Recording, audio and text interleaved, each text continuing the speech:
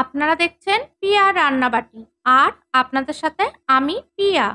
আজকে আমি পাউরুটি আর আলু দিয়ে একটা স্ন্যাক্স রেসিপি করে দেখাবো। খুব কম সময়ে ঝটপট তৈরি হয়ে যাবে এমনই একটা স্ন্যাক্সের রেসিপি করে দেখাবো। প্রথমেই আমি গ্যাসে কড়াই বসিয়ে দিয়েছি আর 1 চামচ কড়াইতে সর্ষের তেল দিয়েছি। তেলের মধ্যে দিয়ে দিলাম 4টে শুকনো লঙ্কা আর হাফ চামচ জিরে। ওই দুটো একটু ভেজে নেওয়ার পর দিয়ে দিলাম দুটো মিডিয়াম সাইজের পেঁয়াজ কুচি। তারপর পরিমাণ মতন দিয়ে দিলাম লবণ আর হলুদ গুঁড়ো। এবার সবকিছু একটু হালকা লাল লাল ভাজা হয়ে গেলেই নামিয়ে ফেলবো। পেঁয়াজ লঙ্কা ভাজাটা আমি নামিয়ে রেখেছি।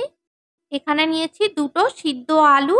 সিদ্ধ আলুগুলো এবার খোসাগুলো ছাড়িয়ে নেব। সিদ্ধ আলুর মধ্যে দিয়ে দিলাম পরিমাণ মতন লবণ আর ধনে আর জিরে শুকনো খোলায় ভেজে গুঁড়ো করে হাফ চামচ।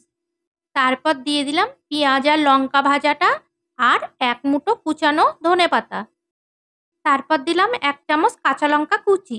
তারপরে দিচ্ছি একটা সিদ্ধ ডিম গ্রেটারের সাহায্যে মিহি করে।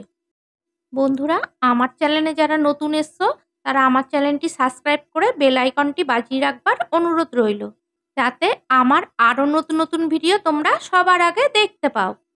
এবার খুব ভালো করে এটা মেখে নেব। আলুটা আমার মাখা হয়ে গেছে। এবার হাতে একটু তেল মাখিয়ে নিয়েছি যাতে আলুটা হাতে না লেগে যায়। এবার আলুটা আমি গোল গোল আকারে শেপ দিয়ে নেব।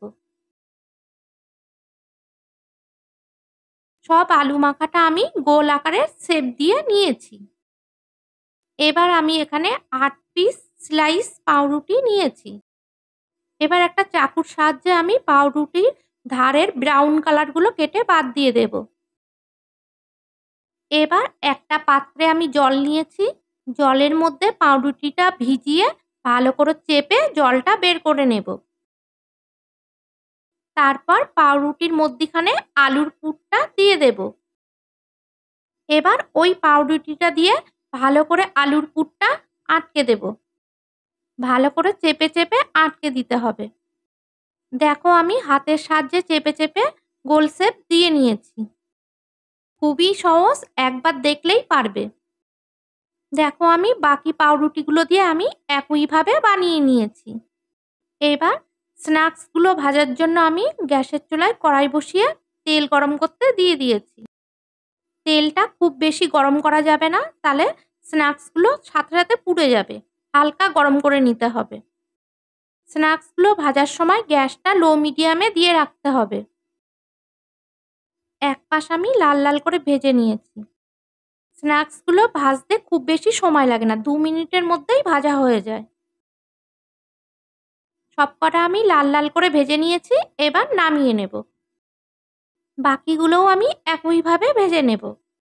বেসন ছাড়া এইভাবে পাউরুটি দিয়ে আলুর চপ খেয়ে দেখবেন, দারুণ টেস্ট হয় আর খুব সুন্দর মুচমুচে হয়েছে। আর খেতে ঝাল ঝাল মিষ্টি মিষ্টি লাগে। যেহেতু পাউরুটি দিয়া একটা ভেঙে দেখাচ্ছি, দেখো কত সুন্দর ভেতরে ফুলেছে। বিকালবেলায় বা সন্ধ্যাবেলায় তোমাদের যদি কিছু খেতে মন চায়, চটজলদি পাউরুটি আলুর চপ বানিয়ে খেতে পারবে। আজকের রেসিপিটা যদি তোমাদের ভালো লাগে তাহলে বন্ধুদের মধ্যে শেয়ার করে দিও।